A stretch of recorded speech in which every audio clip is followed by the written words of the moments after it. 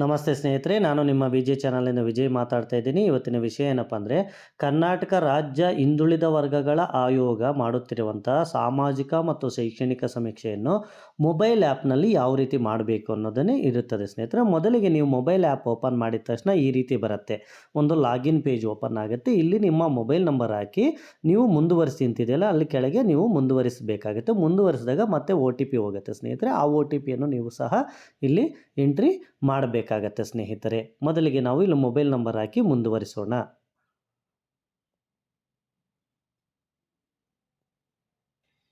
ಈಗ ನಾನು OTP ಹಾಕಿ ಮತ್ತೆ ಈ ಥರ ಪೇಜ್ ಓಪನ್ ಆಗಿದೆ ಸ್ನೇಹಿತರೆ. ಈ ರೀತಿ ಪೇಜ್ ಓಪನ್ ಆದಾಗ ನಿಮ್ಮ ಆ್ಯಪ್ನಲ್ಲಿ ಈ ರೀತಿ ಇರುತ್ತೆ ಸ್ನೇಹಿತರೆ. ಪೂರ್ಣಗೊಂಡಿದೆ 0, ಕರಡು ರೂಪದಲ್ಲಿದೆ 0 ಅಂತ ಈ ರೀತಿ ಇರುತ್ತೆ ಸ್ನೇಹಿತರೆ. ತುಂಬ ಕೆಳಗೆ ಬಂದರೆ ಇಲ್ಲೇನಾದರೂ ನೀವು ಇಲ್ಲಿ 3 ಅಡ್ಡಗೆರೆ ಇದೆಲ್ಲ, ಅಲ್ಲಿ ಬೇಕಾದರೆ ನೀವು ಏನು ಬೇಕೋ ಚೇಂಜ್ ಮಾಡ್ಕೋಬೋದು ಆಪ್ಷನ್ಸನ್ನು. ಕನ್ನಡದಲ್ಲಿ ಬೇಕಾದರೆ ಕನ್ನಡದಲ್ಲಿ, ಇಂಗ್ಲೀಷಲ್ಲಿ ಬೇಕಾದರೆ ಇಂಗ್ಲೀಷಲ್ಲಿ. ಈಗ ತುಂಬ ಕೆಳಗೆ ಇಲ್ಲಿ ಹೊಸ ಸಮೀಕ್ಷೆ ಆರಂಭಿಸಿ ಪ್ಲಸ್ ಅಂತಿದೆ ನೋಡಿ, ಕೆಳಗೆ ತುಂಬ ಕೆಳಗೆ ಬ್ಲೂ ಕಲರಲ್ಲಿ. ಸೊ ಇದ್ರ ಮೇಲೆ ಟಚ್ ಮಾಡೋಣ ಸ್ನೇಹಿತರೆ. ಇದ್ರ ಮೇಲೆ ಟಚ್ ಮಾಡಿದಾಗ ಮತ್ತೊಂದು ಪೇಜು ನಮಗೆ ಓಪನ್ ಆಗುತ್ತೆ. ಇಲ್ಲಿ ID ಪ್ರಕಾರ ನನಗನ್ಸಿದ ಮಟ್ಟಿಗೆ ಇಲ್ಲಿ ಪಡಿತರ ಚೀಟಿ ತಗೊಳ್ಳೋದೇ ಬೆಸ್ಟ್ ಸ್ನೇಹಿತರೆ. ಆಧಾರ್ ಕಾರ್ಡ್ ತಗೊಂಡ್ರೆ ಏನಾಗುತ್ತೆ, ಅವ್ರಿಗೆ OTP ಹೋಗೋದು ಅದು ಇದು ರಿಸ್ಕ್ ಇರುತ್ತೆ. ಸೊ ನಾವಿಲ್ಲಿ ID ಪ್ರಕಾರ ಆದಷ್ಟು APL ಅಥವಾ BPL ನಂಬರನ್ನು, BPL ಕಾರ್ಡನ್ನೇ ಹಾಕೋಣ. ಅವೊಂದು ಹಾಕಿ ಮತ್ತು ಇಲ್ಲಿ ಕೆಳಗೆ ID ಸಂಖ್ಯೆಯನ್ನು ಹಾಕಬೇಕಾಗತ್ತೆ. ಸೊ ನಾನೀಗ ID ಸಂಖ್ಯೆಯನ್ನು ಸಹ ನಾನು ಹಾಕ್ತಾ ಇದ್ದೀನಿ ಸ್ನೇಹಿತರೆ. ನಾನೀಗ ಒಂದು ID ಸಂಖ್ಯೆಯನ್ನು ಹಾಕಿದ್ದೀನಿ ಸ್ನೇಹಿತರೆ. ಅದನ್ನು ಸಬ್ಮಿಟ್ RC ಇನ್ಫಾರ್ಮೇಷನ್ ಅಂತ ಕೊಡ್ತಾ ಇದೆ. ಫ್ಯಾಮಿಲಿ ಮೆಂಬರ್ಸ್ ಸಕ್ಸಸ್ಫುಲ್ಲಿ ಹ್ಯಾಡೆಡ್ ಅಂತ ಬಂತು ಸ್ನೇಹಿತರೆ. ಈ ರೀತಿ ಹ್ಯಾಡೆಡ್ ಅಂತ ಬಂದಾಗ ಏನು ಮಾಡಬೇಕು ನಾವು ಅಂದರೆ, ಕೆಳಗೆ ತುಂಬ ಕೆಳಗೆ ಇಲ್ಲಿ ಸಲ್ಲಿಸಿ ಅಂತಿದೆಯಲ್ಲ, ಸೊ ಇಲ್ಲಿ ನಾವು ಸಲ್ಲಿಸಿ ಅಂತ ಕೊಟ್ಟರೆ ಈ ರೀತಿ ಫ್ಯಾಮಿಲಿ ಮೆಂಬರ್ಸ್ದೆಲ್ಲ ಓಪನ್ ಆಗುತ್ತೆ ಸ್ನೇಹಿತರೆ.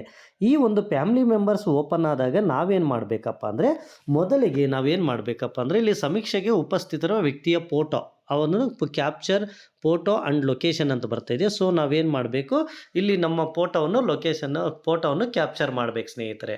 ಮೊದಲಿಗೆ ಕ್ಯಾಪ್ಚರ್ ಫೋಟೋ.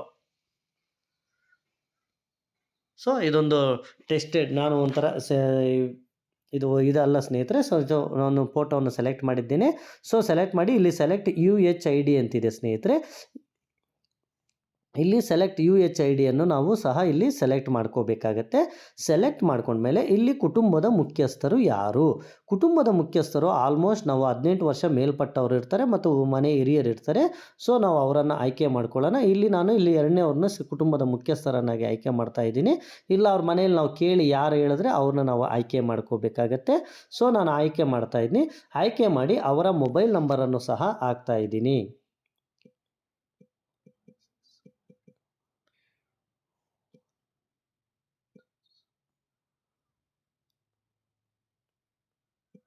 ಅವರ ಮೊಬೈಲ್ ನಂಬರನ್ನು ಸಹ ಹಾಕ್ತಾ ಇದ್ದೀನಿ. ಇಲ್ಲಿ ಗೆಟ್ OTP ಕೊಡಬೇಕಾಗುತ್ತೆ ಸ್ನೇಹಿತರೆ. ಗೆಟ್ OTP ಕೊಟ್ಟಾಗ ನಾವು OTP ಬರುತ್ತೆ. ಸೊ ನಾವು OTPಯನ್ನು ಸಹ ನಾನು ಎಂಟ್ರಿ ಮಾಡ್ತಾ ಇದ್ದೀನಿ. OTPಯನ್ನು ಎಂಟ್ರಿ ಮಾಡಿ ಸಬ್ಮಿಟ್ ಕೊಡ್ತಾ ಇದ್ದೀನಿ. OTP ವೆರಿಫೈಡ್ ಸಕ್ಸಸ್ಫುಲ್ಲಿ ಅಂತ ಬಂತು ಸ್ನೇಹಿತರೆ. ಈ ರೀತಿ OTP ವೆರಿಫೈಡ್ ಸಕ್ಸಸ್ಫುಲ್ಲಿ ಅಂತ ಬಂತು. ಈ ರೀತಿ ನಾವು ಮೊದಲಿಗೆ ಕುಟುಂಬದ ಮುಖ್ಯಸ್ಥರನ್ನು ಆಯ್ಕೆ ಮಾಡ್ಕೋಬೇಕು. ಒಟ್ಟು ಸದಸ್ಯರು 5 ಜನ ಇದ್ದಾರೆ. ಇಲ್ಲಿ 5 ಜನ ಇದ್ದಾಗ ನಾವೇನು ಮಾಡಬೇಕು, ಇಲ್ಲಿ ಸಮೀಕ್ಷೆಯನ್ನು ಆರಂಭಿಸಬೇಕಾಗತ್ತೆ. ಈಗ ಸಮೀಕ್ಷೆಯನ್ನು ಒಂದು ವೇಳೆ ಯಾರಾದರೂ ಮನೆಯಲ್ಲಿ ಕುಟುಂಬ ಸದಸ್ಯರು ತಪ್ಪಿ ಹೋಗಿದ್ದರೆ ಇಲ್ಲಿ ಕೆಳಗೆ ಪ್ಲಸ್ ಸದಸ್ಯರನ್ನು ಸೇರಿಸಿ ಅಂತಿದೆ ನೋಡಿ ಸ್ನೇಹಿತರೆ. ಇಲ್ಲಿ ನಾವು ಸದಸ್ಯರನ್ನು ಸೇರಿಸಬೇಕಾಗತ್ತೆ. ಸದಸ್ಯರನ್ನು ಸೇರಿಸಿದಾಗ ಇಲ್ಲಿ ಆಧಾರ್ ಪರಿಶೀಲಿಸಲು ಇಲ್ಲಿ ಕ್ಲಿಕ್ ಮಾಡಿ ಅಂತಿದೆ ನೋಡಿ ಸ್ನೇಹಿತರೆ. ಈ ರೀತಿ ಕ್ಲಿಕ್ ಮಾಡಿದಾಗ ಏನಾಗುತ್ತೆ, ಈ ರೀತಿ ಬರುತ್ತೆ. ನಾವೇನು ಮಾಡಬೇಕು, ಇಲ್ಲಿ ಅವರ ಒಂದು ಉದ್ದೇಶ, ಇಲಾಖೆ, ಆಧಾರ್ ಸಂಖ್ಯೆ ಹಾಕಬೇಕು ಮತ್ತು ಇಲ್ಲಿ OTP ಕೊಟ್ಟರೆ ಅವ್ರದ್ದು ಆ ಒಂದು ಆ ವ್ಯಕ್ತಿ ಹ್ಯಾಡ್ ಆಗ್ತಾನೆ ಸ್ನೇಹಿತರೆ. ಸೊ ನಾವೇನು ಮಾಡಬೇಕು, ಮತ್ತೆ ಬ್ಯಾಕ್ ಬರೋಣ. ಬ್ಯಾಕ್ ಬಂದು ಸದಸ್ಯರನ್ನು ಸೇರಿಸಿ. ಇಲ್ಲೇ ನೋಡಿ ನಾನೀಗ ಅವರ ಆಧಾರ್ ನಂಬರು ಎಲ್ಲ ಹಾಕಿ ಸೇರಿಸಿದ್ದೇನೆ. ಸೊ ಸದಸ್ಯರನ್ನು ಸೇರಿಸಿದೆ ನೋಡಿ, ವಿಕ್ರಮ್ ಸಿಂಗ್ ಅಂತ ಸದಸ್ಯರು ಹ್ಯಾಡ್ ಆದರು ಸ್ನೇಹಿತರೆ. ನಾವು ಈ ರೀತಿ ಸದಸ್ಯರನ್ನು ಹ್ಯಾಡ್ ಮಾಡ್ಕೋಬೋದು. ಈಗ ಸಮೀಕ್ಷೆ ಆರಂಭಿಸಿ ಅಂತಿದೆಯಲ್ಲ, ಸೊ ಸಮೀಕ್ಷೆಯನ್ನು ಇಲ್ಲಿ ಆರಂಭಿಸಿದ್ದೇನೆ. ಕೆಳಗೆ ಆರಂಭಿಸಿದಾಗ ನಮಗೆ ಈ ರೀತಿ ಇನ್ನೊಂದು ಪೇಜು ಓಪನ್ ಆಗುತ್ತೆ ಸ್ನೇಹಿತರೆ. ಸಮೀಕ್ಷೆ ಕುಟುಂಬದ ಸದಸ್ಯರು, ಸಕ್ರಿಯ ಸದಸ್ಯರ ಸಮೀಕ್ಷೆ ಅಂದರೆ 6 ಜನ ಇದ್ದಾರೆ. ಒಂದನೇದು ಒಬ್ಬರು ಇಲ್ಲಿ ಕುಟುಂಬದ ಮುಖ್ಯಸ್ಥರು ಅಂತ ಇಲ್ಲಿದೆ ನೋಡಿ ಸ್ನೇಹಿತರೆ. ಎರಡನೇದು ಈ ರೀತಿ ಒಟ್ಟು 6 ಜನ ಇದ್ದಾರೆ. ಇಲ್ಲಿ ಕೆಲವು ಪ್ರಶ್ನಾವಳಿಗಳನ್ನು ನಾವು ಪೂರ್ಣಗೊಳಿಸಬೇಕಾಗತ್ತೆ. 1ರಿಂದ 40ರವರೆಗೂ ಆ ಒಂದು ಸದಸ್ಯರಿಗೆ ಸಂಬಂಧಪಟ್ಟಿರ್ತದೆ. 41ರಿಂದ 60ರವರೆಗೂ ಇಡೀ ಕುಟುಂಬಕ್ಕೆ ಸಂಬಂಧಪಟ್ಟಂಥ ಪ್ರಶ್ನಾವಳಿಗಳಿರ್ತವೆ. ಈಗಾಗಲೇ ನಾನು ಪ್ರಶ್ನಾವಳಿಗಳು ಹೇಗಿರ್ತವೆ ಅನ್ನೋದನ್ನು ಒಂದು ವಿಡಿಯೋ ಮಾಡಿದ್ದೀನಿ. ಆ ವಿಡಿಯೋದಲ್ಲಿ ಇರ್ತಾವೆ ನೋಡಿ ಸ್ನೇಹಿತರೆ. ಈಗ ನಾವೇನು ಮಾಡಬೇಕು, ಈ ಒಂದು ವ್ಯಕ್ತಿಯನ್ನು ಆಯ್ಕೆ ಮಾಡ್ಕೋಬೇಕು. ಮೊದಲಿಗೆ ಯಾರು ಇಲ್ಲಿ ಸಕ್ರಿಯ ಅಂತಿದೆ ಅಲ್ವಾ, ಈ ಸಕ್ರಿಯ ಮೇಲೆ ಕ್ಲಿಕ್ ಮಾಡಬೇಕಾಗತ್ತೆ. ಕ್ಲಿಕ್ ಮಾಡಿದ ಮೇಲೆ ಈ ರೀತಿ ಕೆಲವು ಕ್ವಶನ್ಸು ನಮಗೆ ಓಪನ್ ಆಗ್ತಾವೆ ಸ್ನೇಹಿತರೆ. ಎಲ್ಲ ಕ್ವಶನ್ಸ್ಗೂ ನಾವು ಆನ್ಸರ್ ಮಾಡ್ತಾ ಹೋಗಬೇಕಾಗತ್ತೆ. ಈಗ ಈ ಒಂದು ಸದಸ್ಯರನ್ನು ಆಯ್ಕೆ ಮಾಡಿಕೊಂಡಿದ್ದೇನೆ ನಾನು. ಆ ಒಂದು ಸದಸ್ಯರನ್ನು ಆಯ್ಕೆ ಮಾಡಿಕೊಂಡಾಗ ಅವರ ಒಂದು ಆಪ್ಷನ್ಸ್ ಎಲ್ಲ ಈ ರೀತಿ ತುಂಬ್ತಾ ಹೋಗಬೇಕು. ಪ್ರತಿಯೊಂದು ತುಂಬ್ತಾ ಹೋಗಬೇಕು ಸ್ನೇಹಿತರೆ. ಜಾತಿ ಪ್ರಮಾಣ ಪತ್ರವನ್ನು ಪಡೆದಿದ್ದಾರಾ? ಹೌದು. ಆ ರೀತಿ ಆಗ್ತಾ ಹೋಗಬೇಕು ಸ್ನೇಹಿತರೆ. ಈ ರೀತಿ ಆಗ್ತಾ ಹೋದರೆ ನಮಗೆ ತನ್ನದೇ ಆದಂತಹ ಒಂದು ಪ್ರಶ್ನಾವಳಿಗಳು ಇದಾಗ್ತವೆ. ಇಲ್ಲಿ ನೆಕ್ಸ್ಟ್ ಕೊಡಬೇಕು ಕೆಳಗೆ. ನೆಕ್ಸ್ಟ್ ಕೊಟ್ಟಾಗ ಈ ರೀತಿ ನೆಕ್ಸ್ಟ್ 16ನೇ ಕ್ವಶನ್ ಬಂತು. ಈ ರೀತಿ ಪ್ರತಿಯೊಬ್ಬರದ್ದು ಸುಮಾರು ಎಲ್ಲ ಸದಸ್ಯರದ್ದು ಸಹ ನಾವು ಇಲ್ಲಿ ತುಂಬುತ್ತಾ ಹೋಗ್ಬೇಕು ನೋಡಿ. ಪ್ರತಿ ಸದಸ್ಯರದ್ದು ಸಪ್ರೇಟಾಗಿ ಈ ರೀತಿ ತುಂಬಬೇಕು ನೋಡಿ ಸ್ನೇಹಿತರೆ. 39ನೇ ಕ್ವಶನ್ ಬಂತು. ನೆಕ್ಸ್ಟ್ ಸಬ್ಮಿಟ್ ಸಲ್ಲಿಸಿ ಅಂತ ಕೊಟ್ಟರೆ ಸಲ್ಲಿಸಿ ಅಂತ ಕೊಡಬೇಕು. ಧರ್ಮ ಕ್ಲೋಸ್ 8ನೇದು. ನಾನು ಯಾವುದಾದ್ರೂ ಬಿಟ್ಟಿದ್ರೆ ನಮಗೆ ಅಲ್ಲಿ ತೋರಿಸುತ್ತೆ ಸ್ನೇಹಿತರೆ. ಸೊ ನಾವು ಪ್ರತಿಯೊಬ್ಬರದ್ದು ತುಂಬಬೇಕಾಗತ್ತೆ. ಪ್ರತಿಯೊಬ್ಬರದ್ದು ತುಂಬಿದರೆ ಮಾತ್ರ ಒಂದು ಸಬ್ಮಿಟ್ಟು ಆಗತ್ತೆ ಸ್ನೇಹಿತರೆ.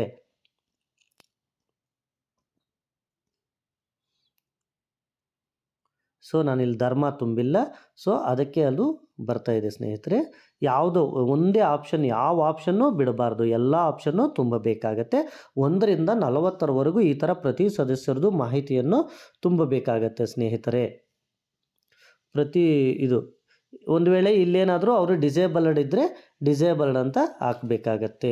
ಈ ರೀತಿ ಪ್ರತಿ ಮಾಹಿತಿನೂ ತುಂಬಿದ ಮೇಲೆ ಆ ವ್ಯಕ್ತಿ ಪ್ರತಿ ವ್ಯಕ್ತಿದು ಈ ರೀತಿ ತುಂಬಬೇಕು ನೋಡಿ ಸ್ನೇಹಿತರೆ. ಇಲ್ಲಿ ಪ್ರಣವ್ ಅನ್ನೋ ವ್ಯಕ್ತಿದು ಪೂರ್ಣಗೊಂಡಿದೆ ಅಂತ ಬಂದಿದೆ. ಈ ರೀತಿ ಪ್ರತಿ ವ್ಯಕ್ತಿದು ಮಾಡಬೇಕಾಗತ್ತೆ. ಎಲ್ಲ ವ್ಯಕ್ತಿದು ಮಾಡಿದ ಮೇಲೆ ನೆಕ್ಸ್ಟ್ ಸ್ಟೆಪ್ಪು ಹೋಗುತ್ತೆ. ನೆಕ್ಸ್ಟ್ 41ನೇ ಕ್ವಶನ್ನಿಂದ ಪ್ರಾರಂಭ ಆಗತ್ತೆ ಸ್ನೇಹಿತರೆ. ಈ ರೀತಿ ಪ್ರತಿಯೊಬ್ಬರದು ತುಂಬಬೇಕಾಗತ್ತೆ. ಆ್ಯಪಲ್ಲಿ ಸಪ್ರೇಟಾಗೆ ತುಂಬಬೇಕಾಗತ್ತೆ. ಈ ರೀತಿ ನೋಡಿ, ಈ ಪ್ರತಿಯೊಂದು ಈ ರೀತಿ ಆಪ್ಷನ್ಸ್ ಓಪನ್ ಆಗುತ್ತೆ ನೋಡಿ ಸ್ನೇಹಿತರೆ. ಈಗ 2ನೇದು ಸಹ ಪೂರ್ಣಗೊಂಡಿದೆ ಆಗಿದೆ. ಅದೇ ರೀತಿ ನೆಕ್ಸ್ಟ್ 3ನೇದು ಸಹ ನಾವು ಮಾಡ್ತಾ ಹೋಗೋಣ. ಈಗ ನೋಡಿ ಸ್ನೇಹಿತರೆ, ಎಲ್ಲರದು ನಾನು ಪೂರ್ಣಗೊಂಡಿದೆ ಅಂತ ಬಂದಿದೆ. ಕುಟುಂಬದ ಪ್ರಶ್ನಾವಳಿ ಪೂರ್ಣಗೊಳಿಸಿ. ಈಗ ಏನಾಯಿತು ಅಂದರೆ 1ರಿಂದ ಕ್ವಶನ್ ನಂಬರ್ ಅಥವಾ ಪ್ರಶ್ನಾವಳಿ 1ರಿಂದ 40ರವರೆಗೂ ಎಲ್ಲವನ್ನೂ ಸಹ ನಾನು ಪೂರ್ಣಗೊಂಡಿದ್ದೀನಿ. ಮೊದಲಿಗೆ ಇಬ್ಬರದ್ದು ಮಾತ್ರ ಎಲ್ಲ ಪ್ರಶ್ನಾವಳಿಗಳು ತೋರಿಸಿದ್ದೇನೆ. ಅದೇ ರೀತಿ ನೀವು ಏನು ಮಾಡಬೇಕು, ಎಲ್ಲರದು ಹಂಗೆ ಮಾಡಿ ಪ್ರತಿಯೊಬ್ಬರದ್ದು ತೋರ್ಸೋಕ್ಕಾಗಲ್ಲ ಅಂತ ಪಾಸ್ ಮಾಡಿದ್ದೆ ಸ್ನೇಹಿತರೆ. ಸೊ ಈಗ ನಾವೇನು ಮಾಡಬೇಕು, ಕುಟುಂಬದ ಪ್ರಶ್ನಾವಳಿಯನ್ನು ಪೂರ್ಣಗೊಳಿಸಿ ಅಂತ ಕೆಳಗಿದೆ ನೋಡಿ. ಇದನ್ನು ನಾವು ಪೂರ್ಣಗೊಳಿಸಬೇಕೀಗ. ಕುಟುಂಬದ ಪ್ರಶ್ನಾವಳಿಗಳು. ಈಗ ಏನು ಮಾಡಬೇಕಪ್ಪ ಅಂದರೆ ನಾವು ಇದಕ್ಕೆ ಸಂಬಂಧಪಟ್ಟಂಥ ಆಪ್ಷನ್ಸ್ ಎಲ್ಲವನ್ನು ನಾವು ತುಂಬುತ್ತಾ ಹೋಗಬೇಕು. 41ರಿಂದ 50 60ರವರೆಗೂ. ಈಗ ನಾವು ಇಲ್ಲಿ 41ನೇ ಪ್ರಶ್ನಾವಳಿಯಿಂದ ಹೋಗೋಣ. ನೀವು ಕೃಷಿ ಭೂಮಿಯನ್ನು ಹೊಂದಿದ್ದೀರಿ ಅಂದರೆ ಇಲ್ಲ ಅಂತ ಹಾಕಬೇಕು. ಇದೆ ಅಂದರೆ ಇದೆ ಅಂತ ಹಾಕಬೇಕು. ಕುಟುಂಬದ ಸಾಲದ ಉದ್ದೇಶ, ಏನೇನು ಸಾಲ, ತಮ್ಮ ಮದುವೆಗೆ, ಧಾರ್ಮಿಕ ಆಚರಣೆಗೆ, ಯಾವುದಕ್ಕಾದರೂ ನೀವು ಸಾಲ ತಗೊಂಡಿದ್ರೆ ಆ ಸಾಲವನ್ನು ಎಂಟ್ರಿ ಮಾಡಬೇಕತ್ತೆ. ಕುಟುಂಬದ ಸಾಲದ ಮೊತ್ತ, ಯಾವ ಸಾಲದ ಮೂಲ ಯಾವುದು ಅಂದರೆ ಬ್ಯಾಂಕ್ ಆಗಲಿ, ಬ್ಯಾಂಕ್ ಇದ್ದರೆ, ಸಹಕಾರ ಸಂಘ ಇದ್ದರೆ ಸಹಕಾರ ಸಂಘ ಅಂತ ಹಾಕಿ ಕೆಳಗೆ ನೆಕ್ಸ್ಟ್ ಕೊಡಬೇಕಾಗತ್ತೆ ಸ್ನೇಹಿತರೆ. ಕೆಳಗೆ ಇಲ್ಲಿ ನೆಕ್ಸ್ಟ್ ಕೊಡಬೇಕಾಗತ್ತೆ. ನಾವೇನು ಮಾಡಬೇಕಪ್ಪ ಅಂದರೆ ಈಗ 43ನೇ ಕ್ವಶನ್ಗೆ ಬಂದ್ವಿ. ಜಾನುವಾರುಗಳ ಸಂಖ್ಯೆ ಹಾಕ್ಬೇಕು ಸ್ನೇಹಿತರೆ. ಅವ್ರು ಎಷ್ಟು ಜಾನುವಾರುಗಳು ಹೇಳ್ತಾರೋ ಅಷ್ಟು ಜಾನುವಾರುಗಳ ಸಂಖ್ಯೆಯನ್ನು ನಾವು ಇಲ್ಲಿ ಎಂಟ್ರಿ ಮಾಡ್ತಾ ಹೋಗಬೇಕಾಗತ್ತೆ. ಫಾರ್ ಎಕ್ಸಾಂಪಲ್ ಎಷ್ಟಿದ್ದರೆ ಅಷ್ಟು ಆಗ್ತಾ ಹೋಗಬೇಕಾಗತ್ತೆ. ಮತ್ತು 44ನೇದು ಕೃಷಿ ಸಂಬಂಧಿತ ಚಟುವಟಿಕೆಗಳು ಏನಿದ್ರೆ ಅದು, ಕೋಳಿ ಇದ್ದರೆ ಕೋಳಿ, ಹೈನುಗಾರಿಕೆ ಯಾವಿದ್ರೆ ಅದಕ್ಕೆ ಟಿಕ್ ಆಗ್ತಾ ಹೋಗಬೇಕು. ಈ ರೀತಿ ಪ್ರತಿಯೊಂದು ಸಹ ಮನೆಯಲ್ಲಿ ಏನೇನಿದ್ದಾವೆ ಅನ್ನೋದನ್ನು ಸಹ ನಾವು ಎಂಟ್ರಿ ಮಾಡ್ತಾ ಹೋಗಬೇಕು. ಅಲ್ಲಿ ನೆಕ್ಸ್ಟ್ ಕೊಡ್ತಾ ಹೋಗ್ಬೇಕು ಸ್ನೇಹಿತರೆ. ನೆಕ್ಸ್ಟ್ 47ನೇ ಕ್ವಶನ್ನು, ಕುಟುಂಬದಿಂದ ಸರ್ಕಾರವು ಪಡೆದ ಸವಲತ್ತುಗಳು ಏನೇನಿದ್ದಾವೆ ಅಂತಲೂ ಸಹ ನಾವಿಲ್ಲಿ ಎಂಟ್ರಿ ಮಾಡಬೇಕಾಗತ್ತೆ. ಏನೇನು ಸೌಲಭ್ಯಗಳು ಪಡೆದಿದೆ ಅಂತ.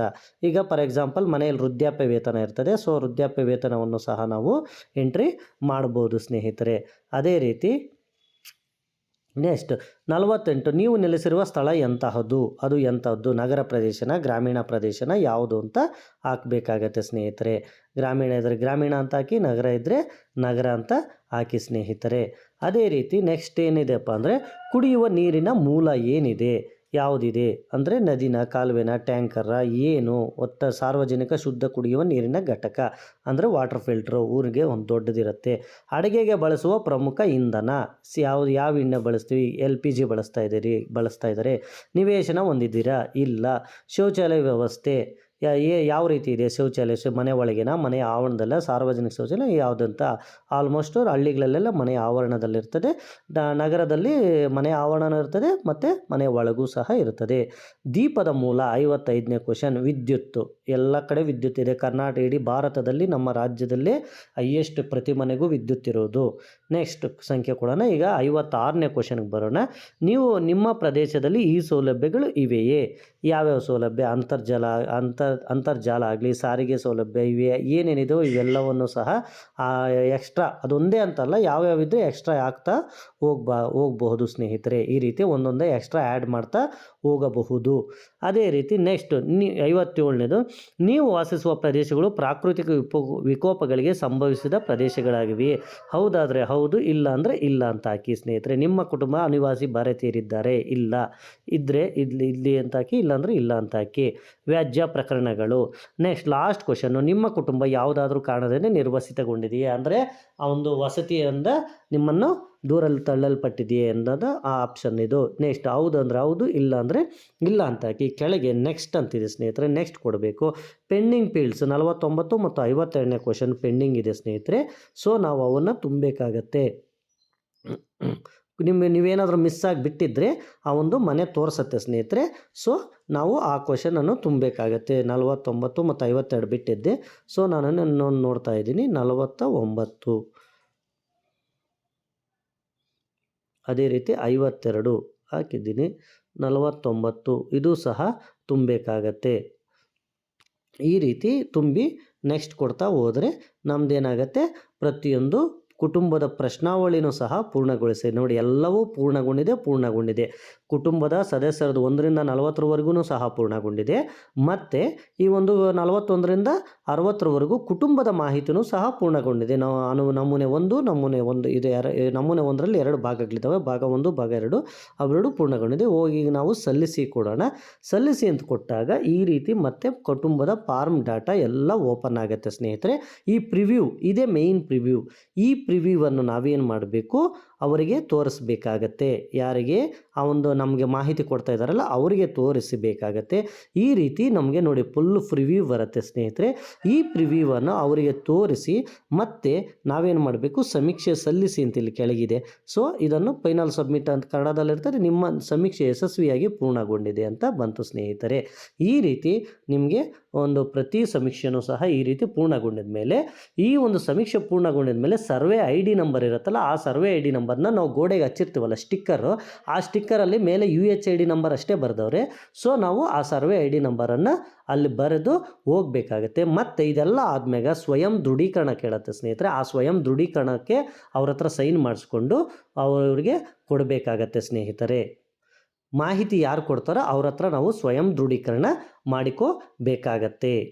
ಸ್ವಯಂ ದೃಢೀಕರಣ ಆದಮೇಲೆ ಫೈನಲ್ ಸಬ್ಮಿಟ್ ಬರುತ್ತೆ. ಫೈನಲ್ ಸಬ್ಮಿಟ್ ಬಂದಮೇಲೆ ಮತ್ತೆ ನೀವು ಕಂಟಿನ್ಯೂ ಮಾಡ್ತಾ ಹೋಗ್ಬೋದು ಸ್ನೇಹಿತರೆ. ನನಗನ್ಸಿದ ಮಟ್ಟಿಗೆ ತುಂಬ ಸರಳ ಇದೆ ಸ್ನೇಹಿತರೆ. ಒಂದು ಸಲ ಬಳಸಿದ್ರೆ ಸಾಕು, ಒಂದು ಮನೆ ಮಾಡಿದ್ರೆ ಸಾಕು, ಆಟೋಮೆಟಿಕ್ಕಾಗಿ ನಿಮಗೆ ಗೊತ್ತಾಗ್ಬಿಡ್ತದೆ ಪ್ರತಿಯೊಂದು ಸಹ. ಆದರೆ ಯಾವುದೇ ಕಾರಣಕ್ಕೂ ಒಂದು ಮನೆ ಸಮೀಕ್ಷೆ ಮುಗಿದ ತಕ್ಷಣ ನೀವೇನು ಮಾಡಬೇಕಂದ್ರೆ, ಆ ಒಂದು ಹೊರಗಡೆ ಸ್ಟಿಕ್ಕರ್ ಅಂಟಿಸಿರ್ತಾರಲ್ಲ, ಆ ಸರ್ವೆ ಐಡಿಯನ್ನು ಖಂಡಿತ ಕಂಪಲ್ಸರಿ ಬರೆದು ಬರಲೇಬೇಕು ಸ್ನೇಹಿತರೆ. ಯಾಕಂದರೆ ಕಂಪ್ಲೀಟ್ ಆಗಿದೆ ಅಂತ ಅರ್ಥ ಆಗುತ್ತೆ ಸ್ನೇಹಿತರೆ. ಈ ರೀತಿ ನೀವು ಈ ಸಮೀಕ್ಷೆಯನ್ನು ತುಂಬಬೇಕಂತ ನಾನು ಹೇಳ್ತಾ ಇದ್ದೀನಿ ಸ್ನೇಹಿತರೆ. ಈ ವಿಡಿಯೋ ಇಷ್ಟ ಆದರೆ ಲೈಕ್ ಮಾಡಿ, ಶೇರ್ ಮಾಡಿ, ಕಾಮೆಂಟ್ ಮಾಡಿ, ಸಬ್ಸ್ಕ್ರೈಬ್ ಮಾಡಿ. ನೀವೇನಾದರೂ ಕಾಮೆಂಟ್ಸ್ ಇದ್ದರೆ ದಯವಿಟ್ಟು ಕಾಮೆಂಟ್ ಸೆಕ್ಷನಲ್ಲಿ ಕಾಮೆಂಟ್ ಹಾಕಿ, ಖಂಡಿತ ಅದಕ್ಕೆ ಉತ್ತರ ಕೊಡೋ ಪ್ರಯತ್ನ ಮಾಡ್ತೀನಿ. ಥ್ಯಾಂಕ್ ಯು ಸ್ನೇಹಿತರೆ.